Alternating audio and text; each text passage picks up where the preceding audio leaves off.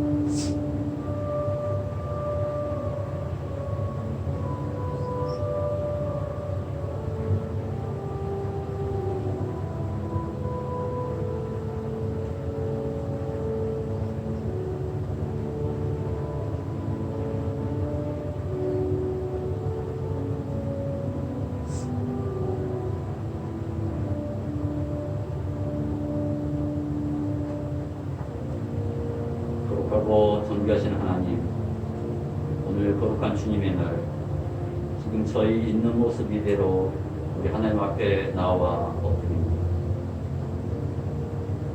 저희 마음들 모두 다 아시는 우리 주님, 저희 한 심령 찾아오셔서 어루만지시고 우리들의 상한 몸과 마음을 위로해 주시옵소서.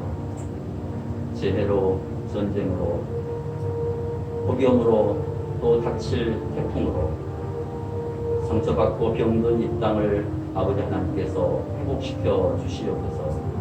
지난 주간에도 수많은 사건들이 우리를 놀라게 하고 마음을 아프게 했습니다.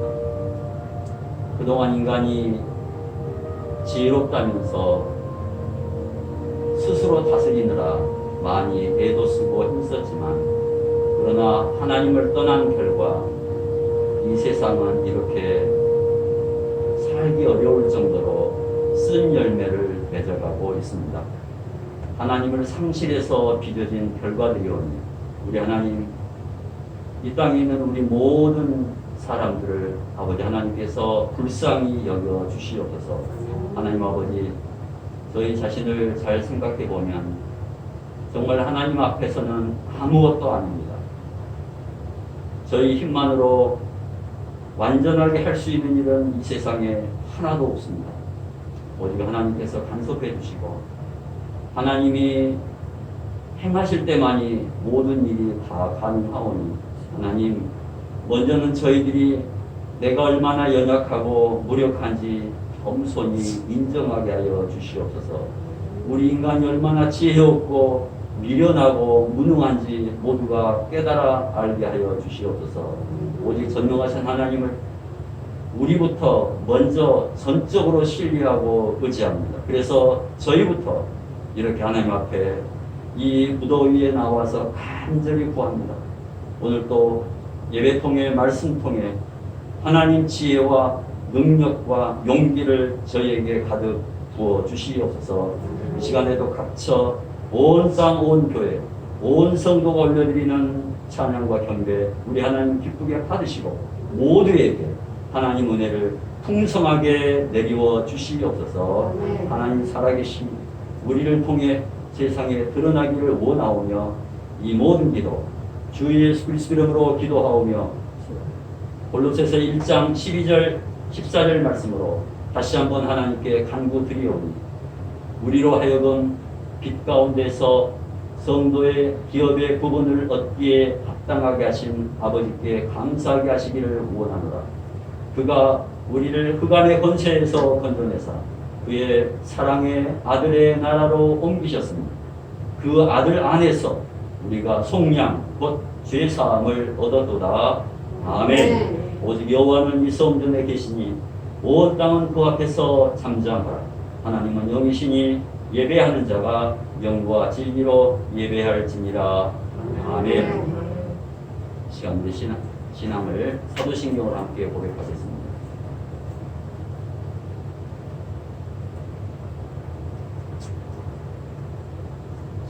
시작. 나는 전능하신 아버지 하나님 전지 창조주를 믿습니다. 나는 그의 유일하신 아들 우리 주 예수 그리스도를 믿습니다.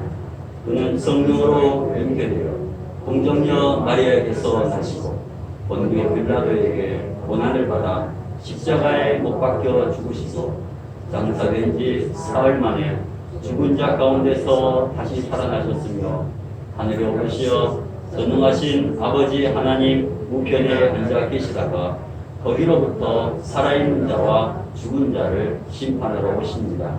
나는 성령을 믿으며 거룩한 공교회와 성도의 교제와 죄를 용서받는 것과 몸의 부활과 영생을 믿습니다. 아멘. 죄짓 맡은 360장입니다.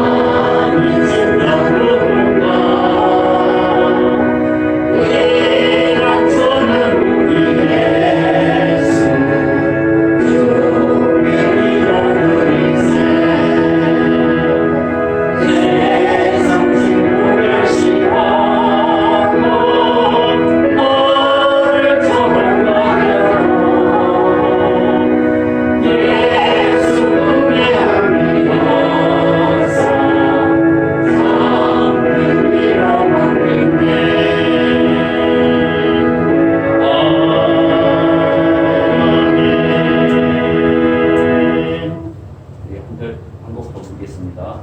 네 줄을 박자입니다. 338장입니다.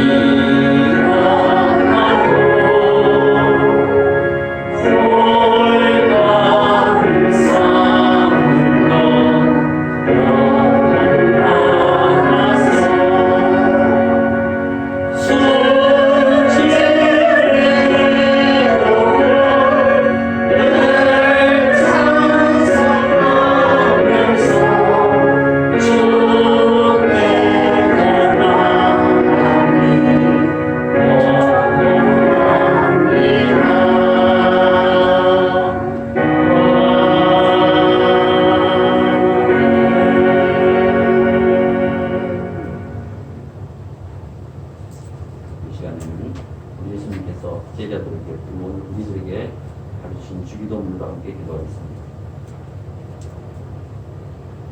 시작. 하늘에 계신 우리 아버지, 아버지의 이름을 거룩하게 하시며 아버지의 나라가 오게 하시며 아버지의 뜻이 하늘에서와 같이 땅에서도 이루어지게 하소서. 오늘 우리에게 일용할 양식을 주시고 우리가 우리에게 잘못한 사람을 용서해 준 것 같이 우리 죄를 용서해 주시고 우리를 시험에 빠지지 않게 하시고 악에서 구하소서. 나라와 권능과 영광이 영원히 아버지의 것입니다. 아멘.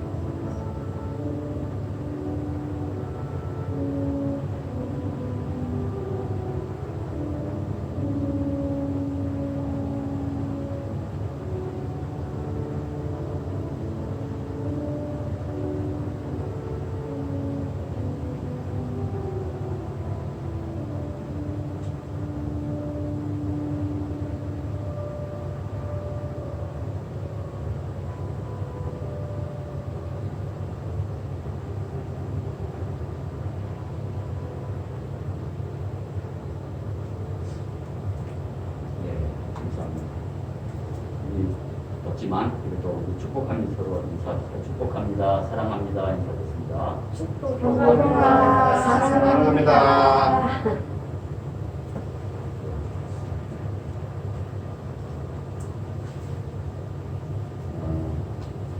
성도님들 소식들이 많이 들립니다. 어떻게든 다들 이후에 또 지내고 계십니다.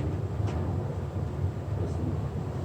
한 2주 전에 윤서에 대해서 연락이 왔어요. 그래서 윤서가 예배드리는 모습이 담긴 사진이랑 또 목소리가 도착해서 잠깐 우리가 만나봅니다. 계신데 윤서가 그 동네 앞에 교회에 나가서 예배드리는 기도하는 분이었습니다. 윤서가 누군지 모르겠어. 저기 앞에 있는 왼쪽에 있는 저기 컸어요. 좀 더 가까이서 읽어봅니다.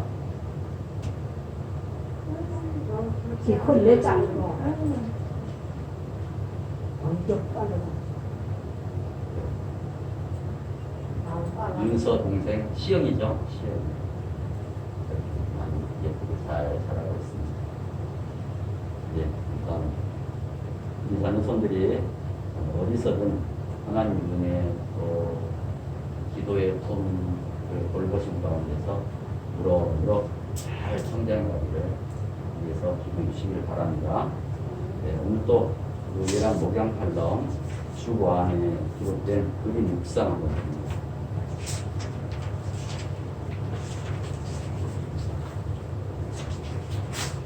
우리 자녀들을 다 만나고 또 대면에서 이렇게 이야기를 못하기 때문에 이렇게 유튜브로 또 메시지를 전하고 있습니다. 제가 이렇게 잠깐 읽겠습니다. 우리 인간의 힘으로 무엇이든 할 수 있다고 세상은 늘 우리를 유혹합니다. 노력만 하면 얼마든지 높아질 수 있다고 하니 귀가 솔깃해집니다. 학교에서도 가르치고 가정에서도 가르칩니다. 시내 대형 서점에 가도 경영과 자기 개발에 관한 책들이 즐비하고, 심지어 기독교 책방을 둘러봐도 교회를 성장시키는 방법에 대한 책들이 적지 않습니다. 그러나 인간 힘을 절대화하는 가르침은 사실 하나님의 가르침이 아닙니다. 오히려 인간을 무너뜨리려는 마귀의 속삭임입니다. 그래서 참 슬픕니다. 그렇다고 노력하지 말라는 말은 결코 아닙니다. 사람은 게으르지 않게 늘 최선을 다해야 합니다. 그러나 노력하기에 앞서 나의 무능함을 하나님 앞에 진실하게 고백해야 합니다. 하나님, 나는 아무것도 아니에요. 하나님, 내 능력으로는 도저히 할 수 없어요. 그러니 하나님께서 도와주세요. 하나님께서 제게 지혜 주시고 능력 주세요. 라고 그렇게 늘 겸손하게 자신의 전적 무능과 하나님 전적 은혜를 고백하며 살아가는 우리 예랑의 모든 성도들, 자녀손들 꼭 되시기를 간절히 기도합니다. 세상 형통이 아니라 하나님 나라 형통을 꿈꾸고 사모하십시오. 그래야 모두 다 삽니다. 축복합니다. 사랑합니다. 아멘. 181차 예랑 타타권 예배는 8월 12일 토요일 오후 6시 토요 석양 예배로 드리겠습니다. 우리 다 함께 다시 한번 인사합시다. 성령 충만하십시오. 이 여름 건강하게 보내십시오. 시작. 성령 충만하십시오. 이 여름 건강하게 보내십시오. 네. 이 시간은 우리 다 함께 일어서셔서 에베네셀 찬양으로 하나님을 높여드립니다.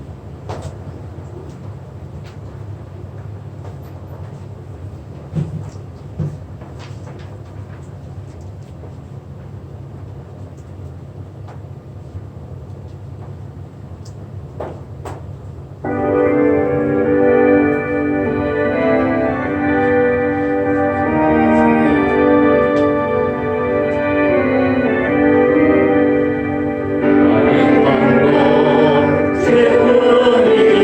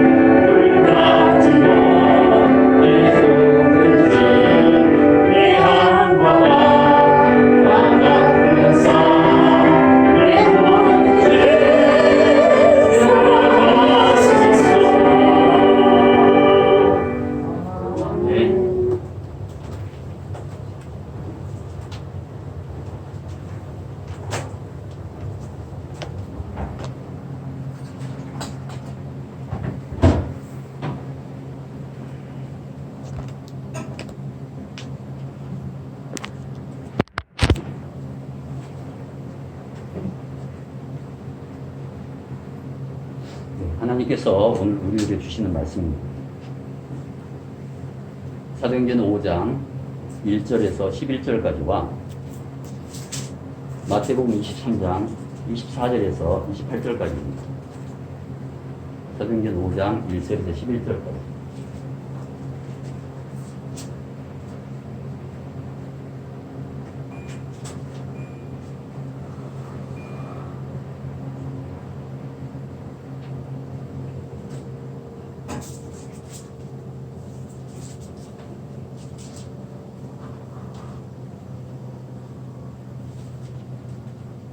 일절부터 합독합니다.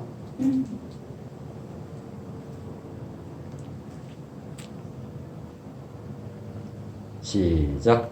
아나니아라 하는 사람이 그의 아내 삽비라와 더불어 소유를 팔아 그 값에서 얼마를 훔치니 그 아내도 가져다가 사도들의 발 앞에 베드로가 이르되 아나니아야 어찌하여 사탄이 내 마음에 가득하여 내가 성령을 속이고 땅값 얼마를 감췄느냐. 땅이 그대로 있을 때에는 내 땅이 아니냐. 한 후에도 내 마음대로 할 수가 없더냐. 어찌하여 이 일을 내 마음에 두었느냐. 사람에게 거짓말한 것이 아니냐. 하나님께로다. 아나니아가 이 말을 듣고 엎드려져 혼이 떠나니 이 일을 듣는 사람이 다 크게 두려워하더라. 젊은 사람들은 일어나 시신을 싸서 내고 나와 장사합니다. 3시간쯤 지나 그의 아내가 그 일어난 일을 알지 못하고 들어오니 베드로가 이르되 그 땅 판 값이 이것뿐이니 내게 말하라 하니 이르되 예 이것뿐이라 하더라. 베드로가 이르되 너희가 어찌 함께 꾀하여 주의 영을 시험하려 하느냐. 보라 내 남편을 장사하고 오는 사람들의 팔이 문 앞에 이르렀으니 또 너를 내어 나가리라 하니 곧 그가 베드로의 발 앞에 엎드려져 혼이 떠나는지 젊은 사람들이 들어와 죽은 것을 보고 메어다가 그의 남편 곁에 장사하니 온 교회와 이 일을 듣는 사람들이 다 크게 두려워합니다. 아멘. 하나님 말씀입니다. 우리 한 절 더 보겠습니다. 마태복음 23장입니다. 마태복음 23장 24절에서 28절까지.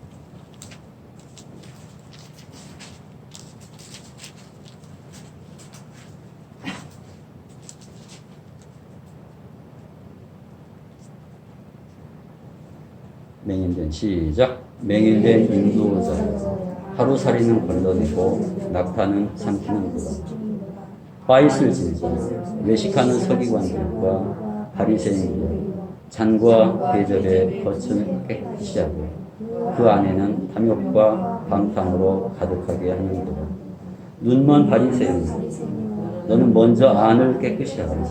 그리하면 겉도 깨끗하리라.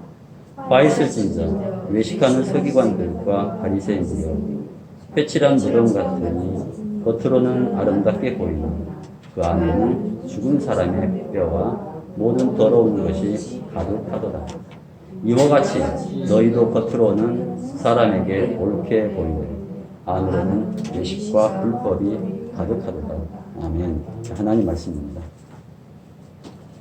올여름 들어서 깜짝 놀랄 만한 그런 일들이 많이 일어나고 있습니다.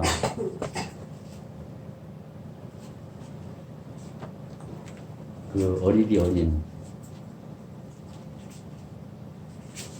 맑은 눈동자들이 꿈을 펼쳐나가는 초등학교 교실에서 선생님이 스스로 목숨을 끊었습니다. 그 반 아이들이 얼마나 그 충격을 받았겠습니까?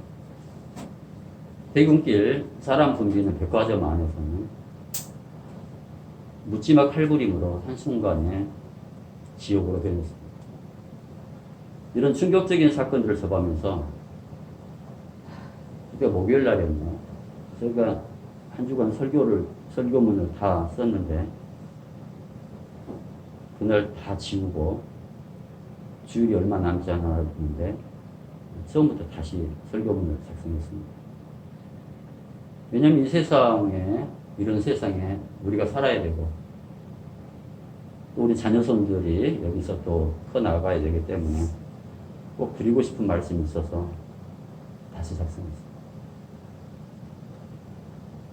그 사실이 이제 뉴스를 접하면서 몇 시간 지나지 않아서는 고등학교에서 교사가 팔에 휘둘렸고 비슷한 일들이 꼬리에 꼬리를 물고 일어나고 있습니다. 불과 얼마 전만 해도 여기서 가까운 신림역 조금만 더 거슬러 올라가면은 그 남편이 아내가 남편 죽여서 캐리어에 담아다가 버리는 또 어떤 여자가 아무도 그 인터넷상에서 나는 이제 침입해서 그 수백 군데를 칼로 찌르는 10분 만에 참 생각하기도 싫고 입에 담기도 어려운 일들이 연일 이렇게 터지고 있습니다. 정부에서는 테러라고 강력하게 처벌하라고 어떤 정치인은 사형시키라고 또 지침도 떨어지지만 사실은 그것이 근본 해결책은 절대 되지를 못합니다. 마치 비웃기라도 하듯 인터넷에서는 살인을 예고하는 내가 거기 가서 살인하겠다고 그런 글들이 계속 올라오고 있고 경찰들은 체포하고 뭐 한 100여 명 가깝게 다 체포를 해버린 것 같아요. 동방예의지국, 백이민족, 범죄 없는 나라, 한반도가 살기 좋은 나라라고 한때는 세상 사람들은 그냥 입에 침이 마르도록 이렇게 칭찬을 했습니다. 외국인들이 한국 와서 이 번화가 서울 시내 밤에 다녀도 범죄가 없으니까 자유롭게 다니고 그걸 사진으로 동영상으로 찍어서 유튜브에 올려서 자랑을 했어. 한국 가니까 이러더라고. 그런 나라가 어쩌다가 이 지경이 되었습니까? 수년 만에, 수십 년 만에. 지도자들은 서로 상대방 타자라고 바꿉니다. 당신이 정치를 잘못해서 그랬다. 근데 지금은 누구를 탓하기 전에 먼저 깊이 성찰해야 할 때라고 봅니다. 생각하고 고민하고 눈물 흘리고 우리가 사는 그 순간 시간까지 호흡하는 날까지 조금이라도 더 나아지도록 힘을 보태는 게 당대 우리뿐만 아니라 후손들에게도 조금 더 살기 좋은 세상을 물려주지 않을까 그런 생각을 하면서 오늘 설교는 조금 무거운 마음으로 말씀을 시작하고 있습니다. 그렇지만 먼저 우리가 꼭 알아둘 것이 있습니다. 뭘 알아야 되냐? 하나님은 우리를 결코 버리지 않는다는 것. 이것을 그동안 그래 왔으니까 하나님은 우리를 버리지 않으시는 하나님입니다. 그래서 예배드리는 우리가 하나님을 믿고 있기 때문에 비록 지금은 개인과 가정들과 이 나라가 사방이 우겨쌈을 당하는 큰 어려움 가운데 처해 있지만 전능하신 하나님, 우리가 찬양했죠. 신실하신 하나님, 하나님은 반드시 우리들에게, 하나님 자녀들에게 살 길을 열어주신다는 것을 믿고 우리가 결코 실망하지 말고요. 생명 다하는 날까지, 그러라고 우리가 이 땅에 왔으니까 생명 다하는 날까지 나라와 교회와 가정들과 영혼들을 위해서 힘써 기도하는 우리 모두가 꼭 되기를 바랍니다. 이렇게까지 된 데는 누구 책임이라고 할 수가 없어요. 흐름이 이러니까. 아이들이 뭐 잘못했습니까? 부모 때문입니까? 다 이게. 교사에게 문제가 있습니까?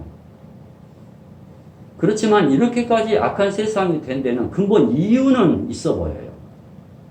사건 하나하나 잘 생각해 보니까 그 안에는 우리 인간들의 그 지나친 욕구가 그 안에 담겨 있어요.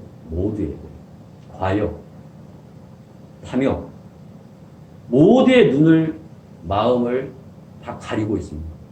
학교 예를 들어볼게요. 한 아이를 향한 교육이 성공하려면 삼위일체가 되어야 됩니다. 그렇게 배웠고 그렇게 했습니다. 저는. 부모, 교사, 학생이 똘똘 뭉쳐야 돼요. 그래야 실력도 인성도 길러갈 수가 있습니다. 근데 지금은요, 부모, 교사, 학생 모두가 모래알처럼 흩어져서 각자 도생입니다. 서로 신뢰하지도 않습니다. 자기 욕심을 채우지 못하면 가차없이 비난하고 괴롭히고 고소하고 요즘 때리고 찌르기까지 합니다. 그리고 자신들 욕심을 충족시켜주는 또 다른 곳 학원, 유명 쪽집게 강사에게 매달려요. 부모들이 뼈 빠지게 번 돈 학원에 다 갖다 바치는 것은 아까워지 않습니다. 그 결과 그 강사들이 잘못됐다는 게 아니에요. 현실이 이렇다는 겁니다. 일타 강사라고 그래요. 일타 강사들만 신처럼 우상처럼 군림해 있어요. 이렇게 인터넷 찾고 있고. 그런데 학교 선생은 지난 6년간 100명이나 자살을 해버렸습니다. 이 땅에서. 그래서 요즘은 학교도 살아남으려고 궁리를 합니다. 어떻게 궁리하냐면 학원 흉내를 내요, 학교가. 저는 다 압니다. 어린아이들을 다 그쳐요. 명문대 진학 실적 올리려고. 그러다 보니 어린 자녀들을, 제자들을 사랑으로, 인격으로 품고 학교에서 기다리면서 멀리 내다보면서 양육하는 일은 물 건너 가버렸어요. 이미. 끝났습니다. 학교 교육은 이제 그런 건 없어졌어요. 학원같이 해요. 이 고민을 사실은 저도 수십 년 동안을 했습니다. 요즘 보면은 마치 부모와 교사가 서로 이렇게 고소하고 고발하고 요즘 교사들은 수업하다가 나가야 돼요. 법원에 가서 출두해서 진술해야 됩니다. 원수같이 돼버렸어요. 근데 가끔은 친구일 때도, 지나친 친구일 때가 있습니다. 그때가 언제냐면요. 그 아이를 달달 볶아서라도 명문대 딱 보내잖아요. 그러면 부모와 교사가 그냥 찰떡궁합이 됩니다. 헬업과 빌라도 같아요. 인격 교육도 안 되고, 양심 교육도 안 되고, 인성 자체가 비틀어져 가고, 무슨 수를 써서라도 얘는 잘 되게 해야 되겠다. 학교도 가정도. 그리고 권력도 취하고, 명예, 돈만 쫓게 하는 불나방처럼 사육하고 있습니다. 저는 그걸 사육이라고 생각해요. 교육이라고 안 해요. 사육이라고 합니다. 이미 오래전부터 학교 현장에서는 그렇게 교육의 본질을 서서히 잃어가고 있었고요. 아이들을 어떻게 다뤄야 될지를 몰라요. 부모도 선생도. 그저 아이들을 이제는요, 아이들이 기고만장하니까 두려워해요. 어른들이. 그래서 내버려둡니다. 분당 칼부림 범인이 이제 20대 초반이에요. 머리도 좋고요. 공부도 잘했다니. 뭔 소용이 있습니까, 그게? 기계처럼 훈련만 했지. 훈계도 받지 못하고 따뜻한 사랑도 받지 못해서 결국 이런 비참한 일들이 끊이질 않고 있습니다. 이런 시대에 오늘날 교회는 어떻게 서나가야 되는가? 어떤 모습으로 서왔는가? 예수님을 주님으로 믿고 고백하는 우리 교회는 과연 성도들을, 자녀들을 예수님 닮은 신앙 인격자로 길러가고 있는가? 먼저 우리를 돌아보면서 저는 오늘 말씀을 다시 이렇게 읽어보고 또 다시 준비했습니다. 지난 100수십여 년 전에 처음 한국의 교회가 세워졌어요. 조선 땅에. 그 교회랑 오늘날 현대교회를, 즉, 한국 교회사를 쭉 이렇게 책을 읽어보면은 큰 변화가 있더라고요. 무슨 큰 변화가 있느냐면요. 오늘날 교회는 권징이 사라졌습니다. 권징이란 말은요. 사전을 찾아보니까 이렇게 정의를 하더라고요. 착한 일을 권하고 악한 일을 징계한다 라는 뜻이 권징입니다. 이것이 교회에서 사라졌어요. 지금 130년 만에. 장로교 헌법을 제가 신대원에서 배웠어요. 장로교, 우리 통합적 장로교 헌법에서 권징을 이렇게 정의를 해요. 교회에서는. 들어보십시오. 권징은 예수 그리스도께서 교회에 주신 권한을 행사하며 그 법도를 시행하는 것으로서 각 치리회가 헌법이 위임한 제규정을, 모든 규정을 위반하여 범죄한 교인과 직원 및 각 치리회를 권고하고 징계하는 것이 권징이다. 이렇게 규정을 해요. 그래서 초창기 한국교회에서는 이런 권징들을 잘 지켰대요. 동네에서나 성도가 살면서 죄를 짓거나 교회 안에서 죄를 지으면은 심지어 예배 출석을 몇 달간 못하게 해버립니다. 수긍을 하고 몇 달 동안 예배를 못 드리고 집에서 혼자 드리다가 나중에 와요. 그럴 때 기도해주고 축복해주고 껴안아주고. 성찬도 막아버립니다. 죄를 지으면. 그때는 엄격했어요. 심지어 씻을 수 없는 죄를 지었다. 그리고 회개를 하지 않는다. 그러면은 출교를 시켰습니다. 당신은 우리 교회 못 다닙니다. 그 헌법은 성도나 목회자에게 똑같이 적용했습니다. 만약 목회자가 죄를 지어요. 죄를 지으면은 설교권을 몇 개월, 6개월, 1년 박탈, 수찬 정지, 집례 인도 못함 이렇게 다 벌을 주었어요. 교회 안에서 그렇게 재판이 열리면 얼마나 그 성도나 목사가 충격을 받겠습니까? 큰 문제죠. 그러면 교회가 흔들리고 교회가 깨져야 되는 거거든요. 근데 이상하게 그때는 그런 재판이 있고 그런 징벌이 있고 그런 권징이 있었어도 오히려 교회가 더 결속이 되고 은혜를 받고 교회가 더 편안하게 안정을 되찾았대요. 지금 같으면 다 쪼개지고 이 교회 아니면은 내가 뭐 이런 식으로 다 그랬을 텐데 그때는 그렇게 회복력이 있었던 것 같아요. 오늘날은 안 그래요. 수틀리면 그냥 쪼개고 나가서요. 자기 교회, 본교회랑 한 100m 떨어진 데 가서 자기 마음에 드는 성도들끼리 모여서 그냥 교회를 개척해버려요. 그런 일들이 적지 않습니다. 제가 30대 때 이걸 목격했어요. 어느 교회가, 동네 교회가 좀 큰 교회인데, 어느 날부턴가, 아니, 교회 예배당 문 안으로, 교회 마당으로 들어가는데, 성도들이 1층으로 따로, 2층으로 따로 들어가더라고요. 그 교회를.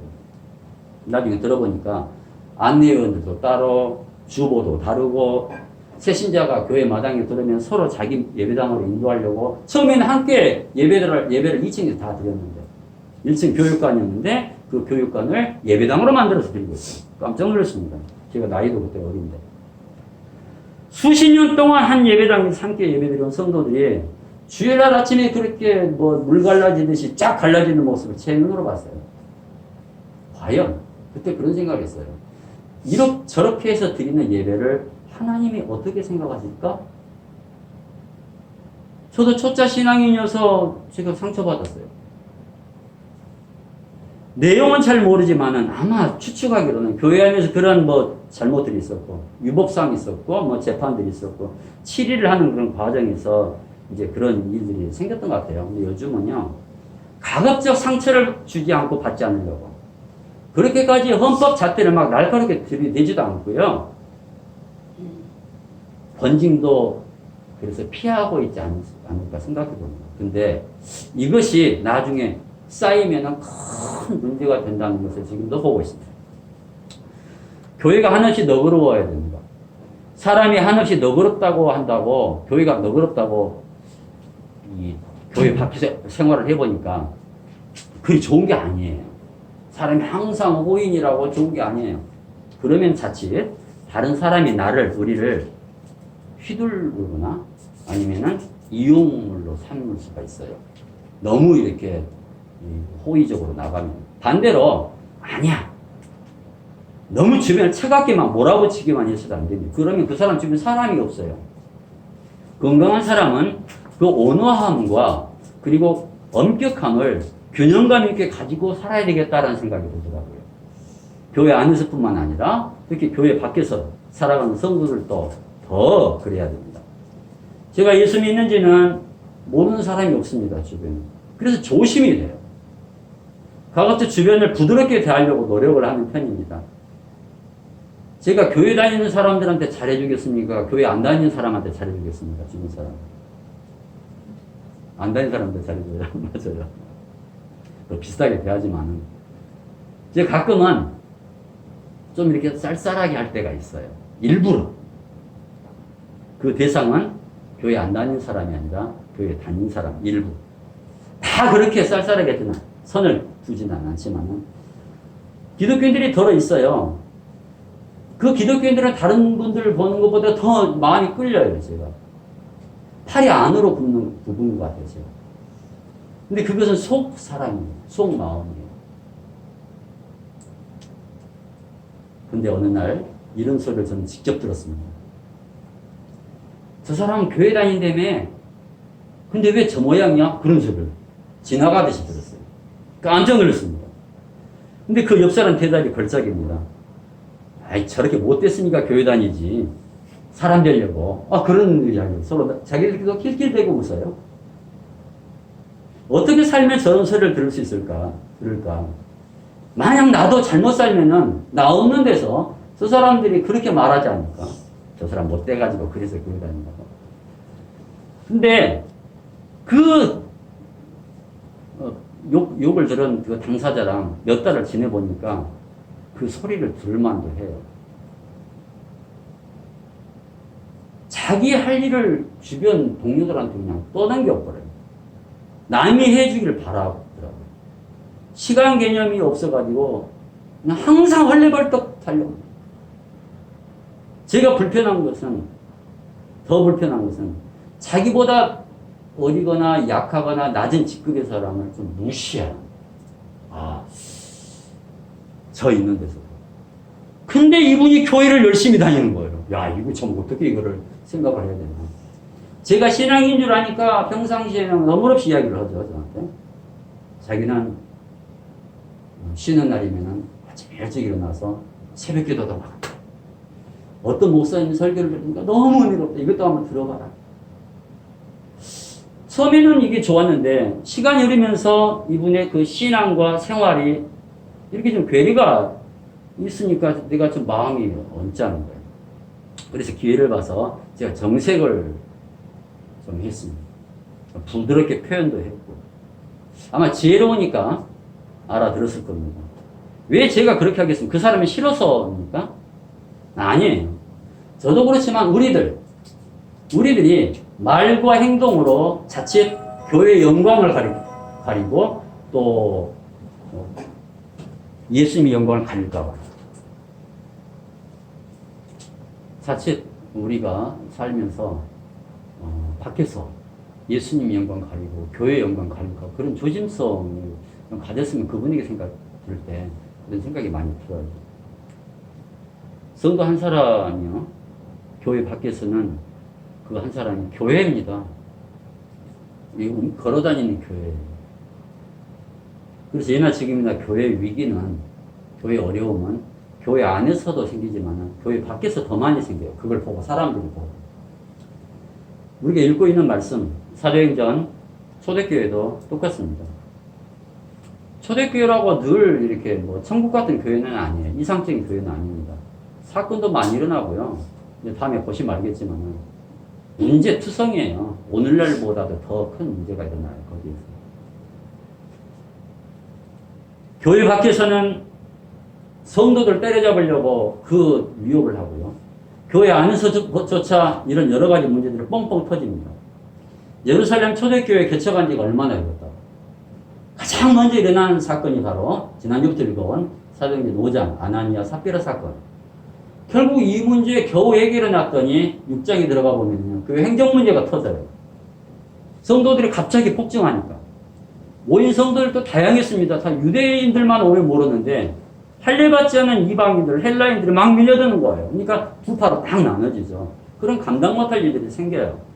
그래서 사도행전 6장에서 부랴부랴 이제 서둘러 임직식을 해요. 그때 처음으로 7 집사가 생겨요. 집사라는 제도가 그때 처음으로 만들어져요. 섬김과 봉사 문제를 해결해 갈 겁니다. 그렇게 5장부터 8장 3절까지는 이제 그런 문제를 풀어갈 건데, 예루살렘 교회가 참 어렵게 시작하고 있는 모습을 보고 있어요. 그런데 교회를 흔드는 가장 큰 어려움이 뭘까? 다음에 이제 고린도 교회도 다음에 우리가 말할 기회가 있겠습니다만은, 교회가 어려움을 당하는 가장 큰 이유는 뭐냐면요, 세속화입니다. 세상이 교회를 닮아가는 거 아니에요. 반대로 교회가 세상을 닮아가는 거예요. 교회가 세상을 그대로 똑같이 닮아가요. 그때 어려움이 막 생기는 거예요. 세상의 욕망이 교회의 투영이래요. 세상에서 사는 사람들이 막 들어오고 막 그러니까 그렇게 교회가 욕심, 탐욕, 신태로 예를 들어서요. 교회 안에는 다양한 사람들이 출입합니다. 뭐 직위가 높은 사람, 명예가 있는 사람, 또 선한 사람, 종, 주인, 권력자들, 유명인들 다 다양하죠. 그러면 얼마나 좋습니까? 남녀를 떠나서 신분 고하를 떠나서 한 마음으로 돼가지고 하나님을 찬양하고 예배를 드린다는 게 문제는 예배만 드리는 게 아니라는 거예요. 교회 와서 명함을 서로 주고받습니다. 유명한 사람들끼리. 아, 당신은 그런 사업한다고, 난 이런 사업한다고. 실제로 이런 문제도 터져요. 막 친밀해져요. 밖에 나가서 이제 차도 마시고 사업도 비슷하고 그래서 투자를 하고 그렇게 어느 날부터인가 사업 동업을 막 해요. 또 취업 청탁도 합니다. 당신이 권력이 그 자리에 있으니까 좀 써달라고. 내 아들 좀 써달라고. 그래서 서로 잘 되고 그러면 얼마나 좋습니까? 교회에 덕이 되죠. 근데 마음처럼 되질 않아요. 돈도 빌려주고 개도 하고 잘 되면 좋죠. 뜻대로 되질 않아요. 그래서 이제 교회가 뭐 수십 군데 수만 군데가 생기니까 여기저기서 문제들이 뻥 터지고 있는 거예요. 더 큰 문제는 의도적으로 그 유명한 권력자들에게 줄을 대려고 교회에 나오기 시작하는 거예요. 마치 선거철 보면은 그냥 자기 비서들 데리고 교회마다 이렇게 순방을 하잖아요. 주일날 몰려다니는 것처럼. 예배는 형식이고 뒷전이고 하나님은 뒷방에 모셔놓고 교회가 온통 사람들 잔치. 결국 교회 밖 사람들이랑 똑같이 해요. 권력력이 있어서 그렇습니다. 명예욕이 있어서 그렇습니다. 재물욕도 있습니다. 교회 안에 이것이 다 표현을 해버립니다. 오늘 설교 처음에 말씀드렸던 탐욕이 이렇게 교회 안에서도 넘쳐나요. 이 탐욕을 방치하면요, 나중에는 교회가 걷잡을 수가 없습니다. 멈추질 못해요. 성도들에 의해서 교회가 끌려가니까 멈추질 못합니다. 이때는 권쟁, 훈계, 헌법, 법이 있어도 소용없어요. 아니, 세상에서도 법을 지키지 않는 판에 교회에서 무슨 법을 내세웁니까? 하나님 말씀도 듣지 않는데. 그렇게 되면 교회는 겉보기 성장은 이루어도 내면 성숙은 한계가 있어요. 여러분, 교회가 내면의 거룩함을 잃어버리면 교회가 맥을 못 칩니다. 힘을 잃어버려요.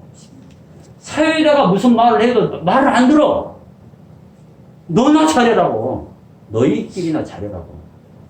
우리는 알아서 살 테니까.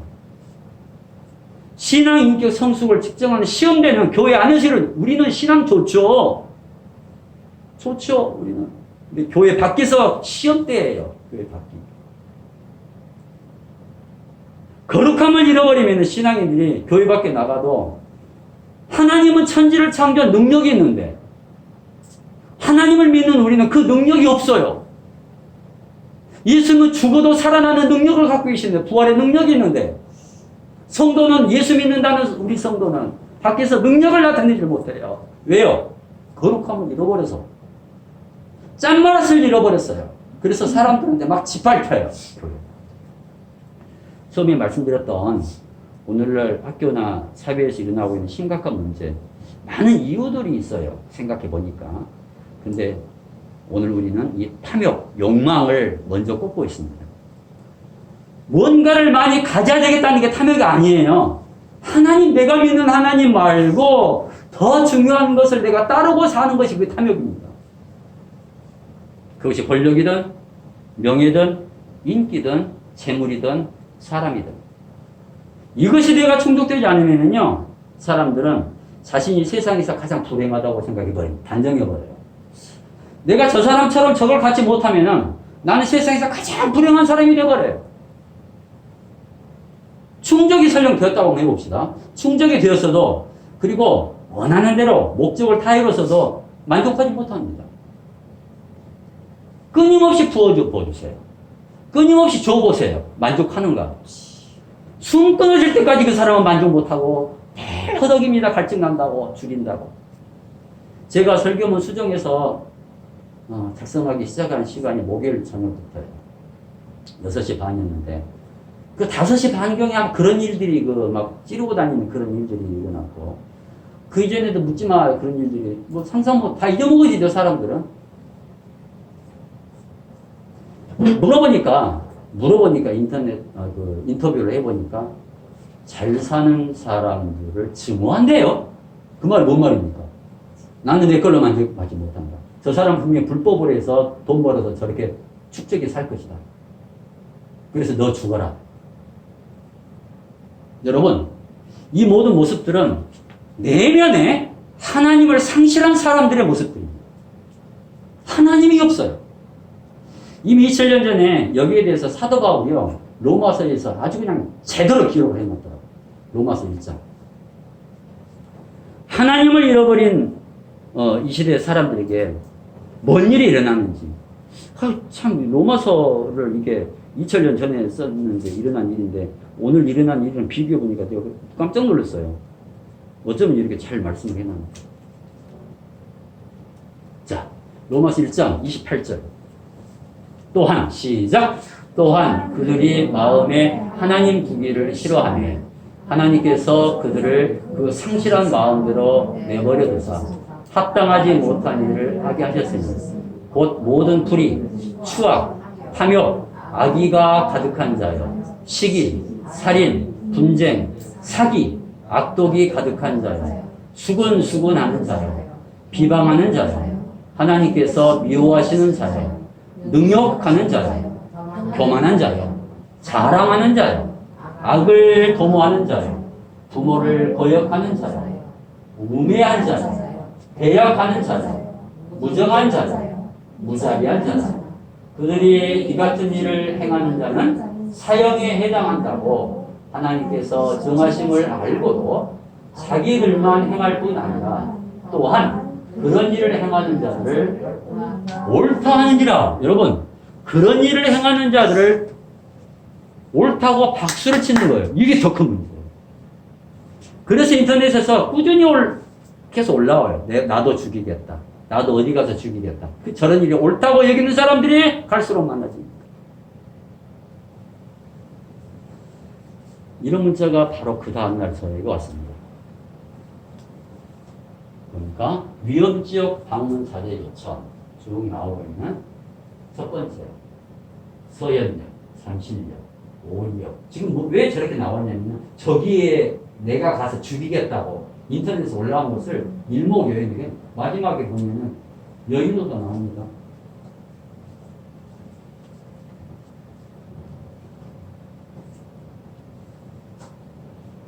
자기 이모부가 저 사람에게 보내준 문자를 제가 캡처해 봤어요. 묻지마 살인 저 난동을 옳게 보는 사람들이 적지 않다는. 로마서 말씀 다시 보고 오늘 상황 생각해 보니까 사도 바울 진단이 딱 맞아떨어졌습니다. 예수님께서도 그 탐욕과 과한 욕심에 대해서 늘 경계하셨어요. 마태복음 23장과 요한복음 8장에서 두 구절을 찾아와 봤습니다. 먼저 마태복음 23장 25절에서는 그 외식하는 종교인들을 향해서 이렇게 질투하십니다. 화 있을진저. 시작. 화 있을진저 외식하는 서기관들과 바리새인들이여 잔과 대접에 거천 깨끗이 하되 그 안에는 탐욕과 방탕으로 가득하게 하네. 종교인들한테 지금 하는 소리예요. 저 이방 사람, 헬라 사람에게 하는 것이 아니라 유대 종교인들한테 하나님을 예배하고 제사하는 사람들에게 너희는 네 안에는 탐욕과 방탕으로 가득하게 하는 거다. 요한복음 8장 44절에서는 그 탐욕의 욕심의 뿌리가 마귀라고 예수님이 말씀하세요. 네가 탐욕이 있느냐? 마귀 때문에 마귀가 부추긴 거다. 너희는 시작. 너희는 너희 아비 마귀에게서 났으니 너희 아비의 욕심대로 너희도 행하고자 하느니라.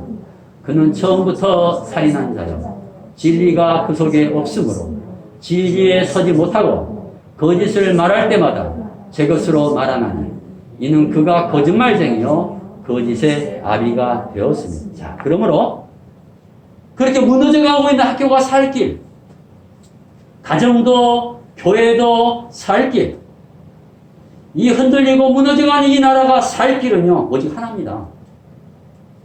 사형 집행하라고 어떤 정치인이 또 어제 저녁에 말했어요. 사형을 빨리 시켜라. 하나님께 돌아오는 길 외에 다른 특별한 길이 있다면 얼마나 좋겠습니까? 다른 길은 없어요. 모든 일을 인간들이 다 해봤습니다. 교육학자들도, 그 머리 좋은 정치가들도. 지난 시간에 이어서 오늘 사도행전에서도 말씀을 딱 들어가 보면요, 베드로 마음이 전해져요. 베드로가 분노를 합니다. 아나니아 삽비라를. 왜 그러겠습니까? 아나니아 네가 뭘 거 따로 훔쳐 숨겨놔서 아니에요. 그것이 아닙니다. 이제 막 처음 교회 첫 삽을 뜨는데 거룩한 하나님 나라 교회 기초들을 놓아야 하는데 하필 거룩함에 큰 치명타를 주고 있기 때문입니다. 그래서 베드로는 이 일을 엄중하게 생각하고 있고요. 요즘 같은 데로 보면은, 요즘식으로 보면은 교회 헌법을 권징을 하고 있어요. 이래가지고 어떻게 우리가 하나님 나라를 세워갈 수가 있겠느냐. 베드로의 교회를 향한 염려가 사도행전 5장에서 다 드러나요. 5장 3절을 우리가 압도하죠. 사도행전 5장 3절. 베드로가 이르되, 시작. 베드로가 이르되, 아나니아 어찌하여 사탄이 내 마음에 가득하여 네가 성령을 속이고 땅값 얼마를 감추느냐. 예수님 말씀이에요. 베드로도 사도 바울처럼 똑같이 지적을 해요. 예수님처럼 똑같이 지적합니다. 사탄이 탐욕의 뿌리라고. 여러분, 사탄은요, 처음부터 이 땅에 하나님 나라 세워지는 것을 극구 반대했어요. 뭔 수를 써서라도 무너뜨려 왔습니다. 지금도 무너뜨리고 있습니다. 에덴 동산 한번 생각해 보십시오. 그게 우리 인간들에게 준 첫 하나님의 나라인데, 하나님이 지으신 인간, 아담과 하와를 위해서 에덴 동산을 하나님께서 얼마나 아름답게, 얼마나 풍요롭게 이렇게 창설을 해줬습니까? 사단이 가만두겠습니까? 어떻게든 흔들어대서 무너뜨리려고 하는 게 사단의 본심. 우리 가정도, 교회도, 이 나라도, 에덴 동산도 인간들이 살지 못하게 만들었거든요. 사탄이 교회와 인간을 무너뜨리는 가장 강력한 무기는 뭐라고요? 지난 시간부터 말했죠? 탐욕이라고요. 창세기 1장에서 하나님은 온 세상을 아름답게 창조하셨습니다. 아름답고 웅장하게. 창세기 2장에서 하나님은 인간을 정말 예쁘고 또 아름답게 창조하셨습니다. 보기에 심히 좋았다. 하나님 형상대로 지으셨기 때문에. 그런데 창세기 3장에서 사단이 쑥 들어옵니다. 우리가 하나님을 함께 알콩달콩 사는 것 꼴을 못 봅니다. 사단. 드디어 본색을 드러내는데 창세기 3장 다시 읽겠습니다만은 사탄의 접근 방식은 그때나 지금이나요 크게 다르지 않더라고요. 여러분 그 말씀 잘 알 겁니다. 창세기 3장 6절 시작. 여자가 그 나무를 던져 먹음직도 하고 보암직도 하고 지혜롭게 할 만큼 탐스럽기도 한 나무인지라. 여자가 그 열매를 따먹고 자기와 함께 있는 남편에게도 추매 그도 먹으면서. 아나니아 삽비라가 이 사탄이가 딱 걸려버렸어요. 다 그래서 베드로가 지적한 거예요. 너 사탄한테 걸렸다고.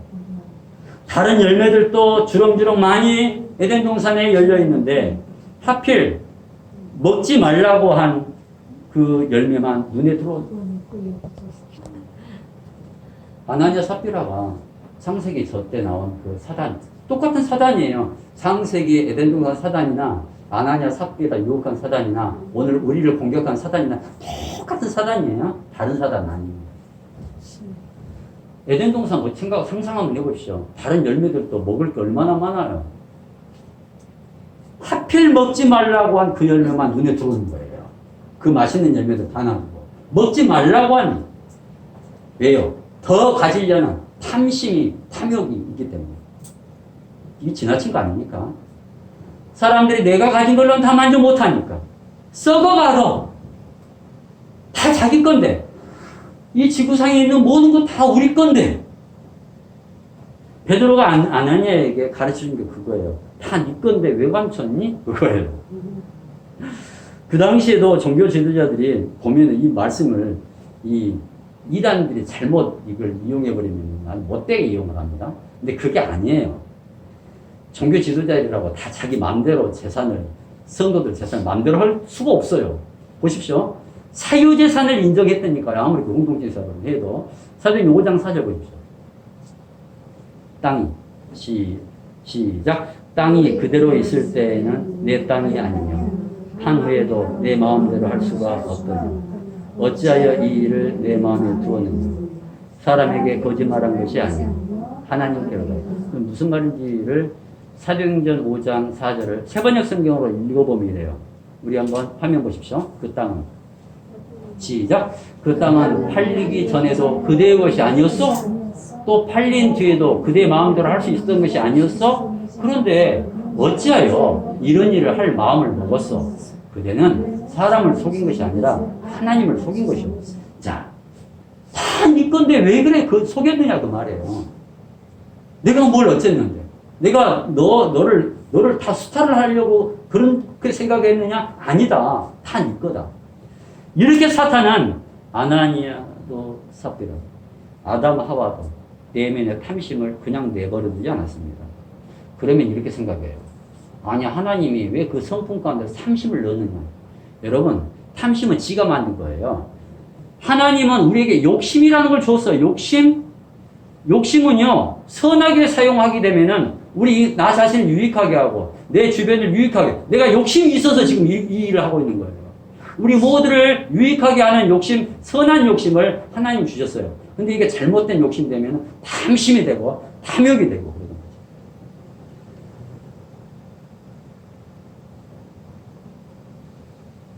이렇게 사단은 아나니아도 삽비라도 그 탐심을 그냥 내버려두지 않았어요. 하나님 나라를 뒤흔드는 또 교회를 무너뜨리는 강력한 무기로 우리 마음을 사용한다는 것을 우리가 지금 알고 있고요. 지금도 변함없이. 그동안 인간들이 걸어온 고통을 생각 한번 해보십시오. 대부분 바로 그것 때문에 그래요. 그 뿌리를 들여다보면 너무 과했기 때문에. 탐욕입니다. 저는 코로나 3년 지나면서 속은 내심 희망을 가졌어요. 어떤 희망을 가졌느냐. 인간이, 이 지구상의 인간이 조금은 변할 줄 알았어요. 하나님을 더 찾을 줄 알았습니다. 하나님께 조금은 더 간절할 줄 알았습니다. 어느 날부터 중국, 한국, 하늘이요. 그렇게 맑아졌어요. 아, 이런 세상, 인간이 조금만 자기 절제만 해도, 아, 이렇게 좋은 세상이 되고 참 기뻤습니다. 코로나는 힘들었지만. 그런데, 그렇게 혹독하게 3년을 당했어도 그 마음이 코로나 전이나 후나 변함이 없는 것을 보고 실망했습니다. 여전히 하나님을 마음에 두기 싫어합니다. 제가 예레미야 말씀을 주중에 묵상하면서 도대체 이 백성들이 얼마나 더 큰 고통을 당해야 정신을 차리고 하나님께 나올까? 그런 적이 있었거든요. 예레미야 시대에. 그래서 하나님은 70년을 만들어요. 70년 동안 그들을 뽑아다가 저 동토에다가 버려버려요. 포로 생활을 해서 아주 모질게 단련을 시킵니다. 그리고 예루살렘에 나중에 돌아와요. 70년 만에 돌아와서. 저는 그 장면을 돌아와서 그들이 무엇을 했는 그 장면을 잊지 못합니다. 와보니까 예루살렘 성전이요. 이방 사람들이 다 방방이 들어가 있어요. 성전이 얼마나 커요. 거기서 못된 짓거리는 다 하고 있거든요. 이분들이 와가지고 전부 그걸 끌어내요. 사람들 끌어내고 벌 주고 그 다음에 거기 우상들 다 끌어내고 불태우고 70년 만에 예루살렘에 귀하는 백성들이 그리고 나서 수문학 광장에 모입니다. 그리고 하나님을 송축합니다. 거룩하게 합니다.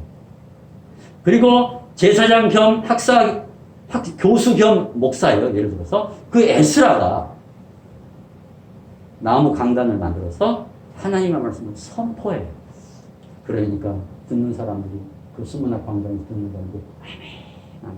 그것이 저는 영화는 안 봤어요. 말씀만 읽었어요. 그런데도 그것이 막 보여요. 잊지 못하겠어요. 제가 그 장면을 제가 표현을 다 못할 것 같았어요. 우리가 얼마 전에도 읽었겠지만 다시 한번 느헤미야 8장을 한번 합독합니다. 이스라엘 자손이 시작. 이스라엘 자손이 자기들의 성읍에 거주하였더니 7째 달에 이르러 모든 백성이 일제히 수문학 광장에 모여 학사 에스라에게 여호와께서 이스라엘에게 명령하신 모세 율법책을 가져오기를 청하며 일곱째 달 초하루에 제사장 에스라가 율법책을 가지고 회중 앞 곧 남자나 여자나 알아들을 만한 모든 사람 앞에 이르러 수문학 광장에서 새벽부터 저녁까지 남자나 여자나 알아들을 만한 모든 사람 앞에서 읽으며 뭇 백성이 그 율법책에 귀를 기울였는데 그때 박사 에스라가 특별히 지은 나무 강단에 서고 그의 곁 오른쪽에 선 자는 마띠디아와 스마와 아나냐와 우리야와 힐기야와 마아세야와 그 왼쪽에 선 자는 부다야와 미사엘과 말기야와 하숨과 하스바타나와 스가랴와 우슬람이라 에스라가 모든 백성 위에 서서 그들 목전에 책을 펴니 책을 펼 때 모든 백성이 일어서니라. 에스라가 위대하신 하나님 여호와를 송축하며 모든 백성이 손을 들고 아멘 아멘하고 응답하고 몸을 굽혀 얼굴을 땅에 대고 여호와께 경배하니라. 예. 나머지 말씀들은 여러분들이 또 한번 읽어보시기 바랍니다. 개인적으로.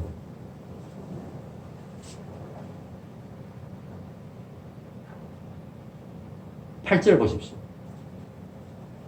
시작. 하나님의 율법을 낭독하고 그 뜻을 해석하여 백성에게 그 낭독하는 것을 다 깨닫게 하니 백성이 율법의 말씀을 듣고 다 웃는지라.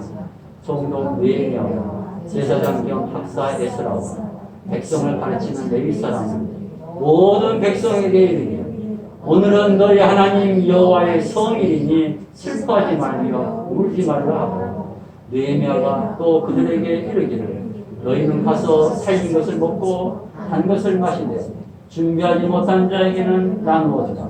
이날은 우리 주의 성일이니 근심하지 말라.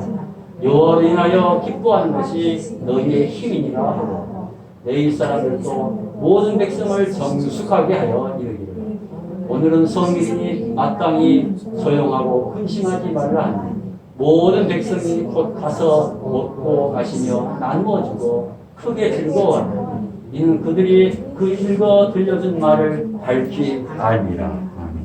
이런 일이 그 포로 고생을 다 한 다음에 예루살렘 성전에 돌아와서 성전을 거룩하게 한 다음에 그리고 나서 이제 모여서 이런 일이 있었다니까. 지금은 코로나보다도 더 큰 고통, 지구 온난화를 넘어서서 지구 열대화 시대에 이미 들어섰습니다. 수백 년 전 산업혁명 일어나면서 기관차가 다니고 그리고 자동차가 부르고 그리고 하늘에 비행기가 떠다니고 공장이 세워지고 하나님 우리 인간들에게 이 지혜를 주셔서 다 발견하고 해서 얼마나 편리하고 살기 좋은 세상이 되었습니다. 그런데요, 그게 지나쳐버린 거예요. 더러워져도 오염이 돼도 정화시킬 수 있는 자정작용이 다 있어요, 지구에는. 근데 그 한계가 넘어서요. 왜? 인간이 지나치니까. 이것만으로는 만족하지 못하니까. 그 탐욕의 결과 그 쓴 열매들을 맥없는 우리 자녀손, 후손들이 질겅질겅 지금 먹고 있습니다. 얼마나 불쌍합니까? 도대체 언제까지입니까? 처음 설교 시작하면서 말씀드렸던 최근에 일어난 사건들. 가뜩이나 올여름이 힘든데, 정말 고단하고 힘든데, 기후위기에, 전쟁에, 고물가에, 코로나 고통도 감당하지 못하겠는데 세상 민심까지 이렇게 흉흉하니 어찌 살 수 있단 말입니까? 그 범인들 잡아다가 줄줄이 세워서 계속 사형을 시켜둬요. 장담하건대 이 문제 절대 해결되지 못합니다. 방법은 딱 하나입니다.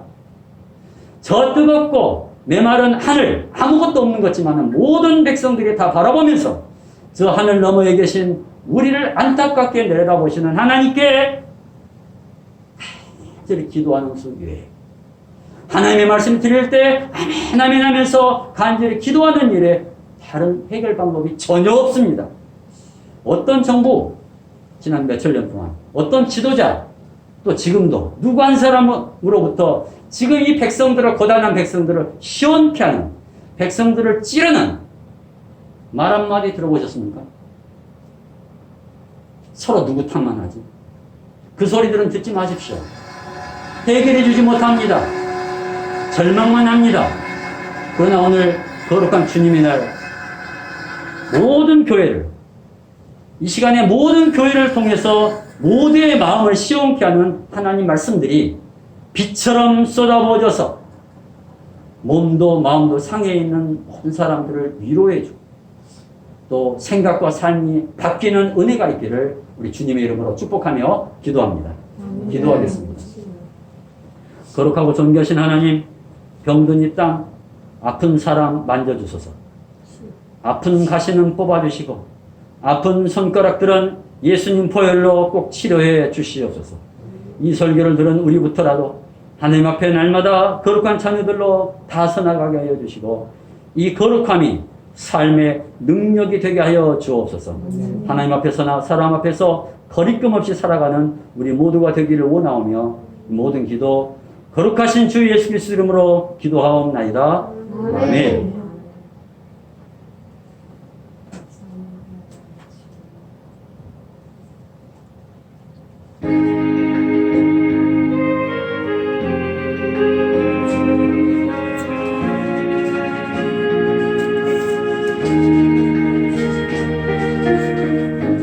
나의 기도하는 것보다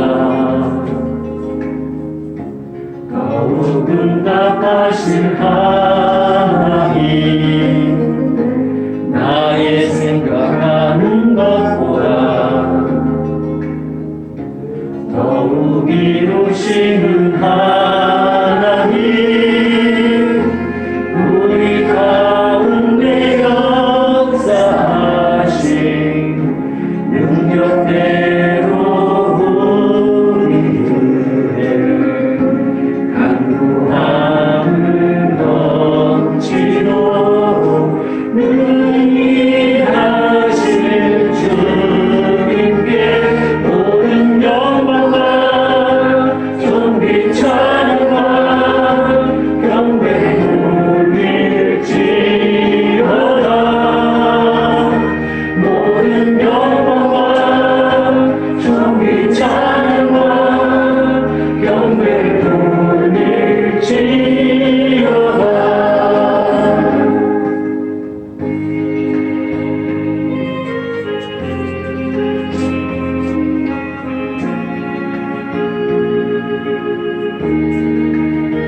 나의 기도하는 것보다 나의 기도하는 것보다 더욱 응답하실 하나님, 나의 생각하는 것보다 더욱 이루시는 하나님, 우리 가운데 역사하신 능력대로 우리들의 간구함을 넘치도록 능히 하실 주님께 모든 영광과 존귀 찬양과 경배 돌릴지어다. 모든 영광과 존귀 찬양과 경배 돌릴지어다.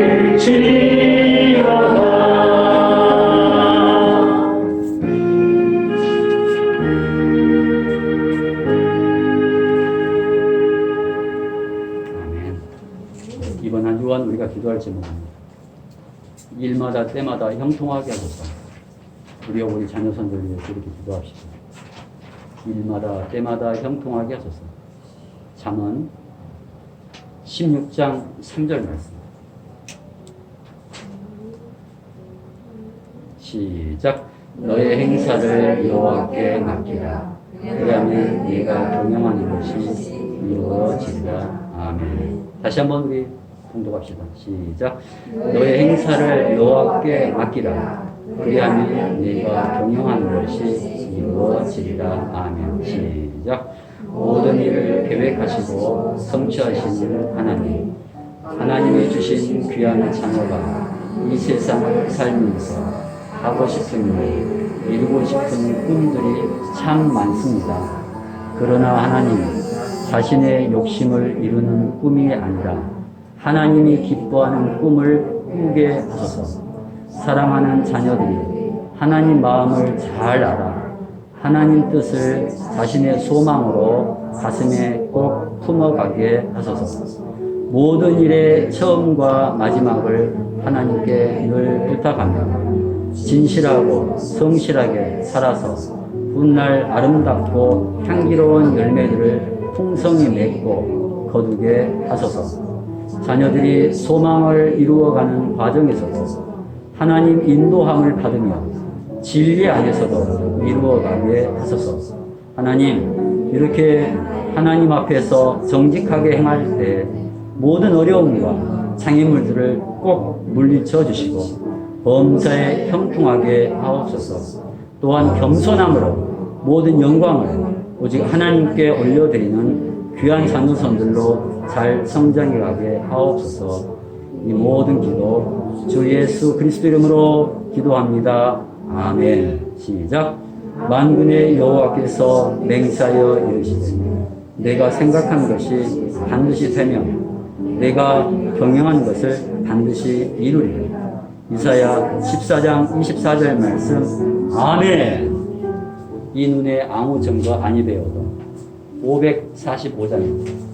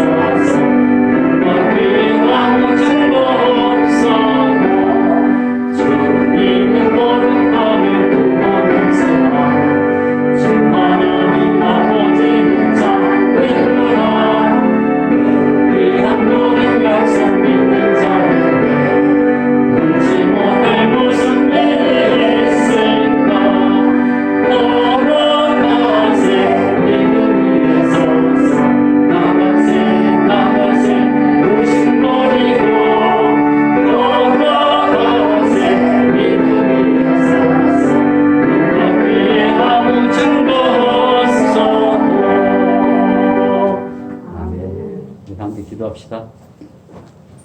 여호와는 너에게 복을 주시고 너를 지키시기를 원하며 여호와는 그 얼굴을 너에게 비추사 은혜 베푸시기를 원하며 여호와는 그 얼굴을 너에게로 향하여 드사 평강 주시기를 원하노라. 아멘. 이제는 우리 주 예수 그리스도의 크신 은혜와 하나님 아버지의 무한하신 사랑하심과 성령님의 내주하시고 또 역사하심, 믿음 따로 삶 따로가 아니라 하나님 말씀을 내 삶에 지혜롭게 잘 적용하며 살아가기를 다짐하고 원하는 오늘 예배드리는 모든 예배자들과 유튜브로 설교를 듣는 귀한 영혼들, 섬기는 가정들, 온 가족 친척들, 하나님이 특별히 선물로 주신 자녀들과 또한 태중의 자녀손들,